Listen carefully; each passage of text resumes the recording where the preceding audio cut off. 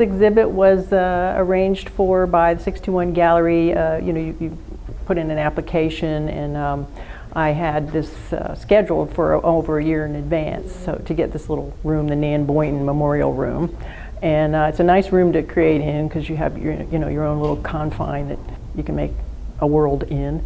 So, but I didn't know at the time that I was accepted into the show that my husband Randy Harrison is going to get very ill. He got chronic lymphocytic leukemia, which took up most of the year of 2012. I had this far off date of June 2013. I thought, oh, I'll have plenty of time, but you never know what's going to happen in your life. And so, because of his illness and passing away, the whole theme for what I wanted to do and what was going on in my life changed, and of course I couldn't think of anything else to do but pay tribute to him. And also I've been reading so much about afterlife that I was very compelled to do something about that. Well, it's dawning on me in my old age that my art has been extremely cathartic for me. I mean, it is like whatever's bothering me is what I do a piece of art on it, But yeah, I mean, I think I needed to do this. I might not have consciously thought I did, but I totally needed to do something, and if this is the way I grieve, this is the way I grieve, I mean, I think it was extremely helpful, and it took a long time to make this paper mache thing because it's like tissue and it shreds in your hand, and it took a lot of patience, and there's just a lot of heart in it. So yeah, I think it was very important that I do it. Then I knew I needed to explain.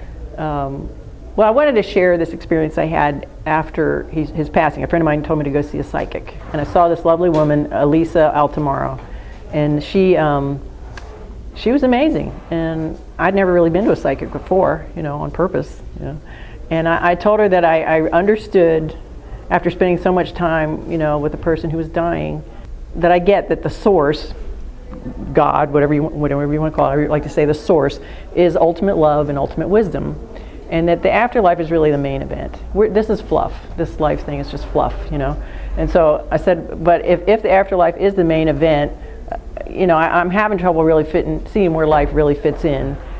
And I said, why don't we all just Jim Jones it and go to the other side if that's what's really real, And so she didn't miss a beat. She didn't, bat an eye. She just said, well, life is the manifestation that happens when ultimate love and ultimate wisdom are together, and she says it's creation, and it's not a byproduct, it's not a product of love and wisdom, it just is what happens when those things are together, and it's the Trinity, it's the cycle of life, and it's, everything's on equal power, and then she says, and you people who create, you artists, she says, you get this better than anybody else. And I really liked that, and I thought, well, heck, here I just got a very nice meaning of life definition that you don't often get, that was comforting to me, and it made sense to me, and it just made it be like a real honor to be alive,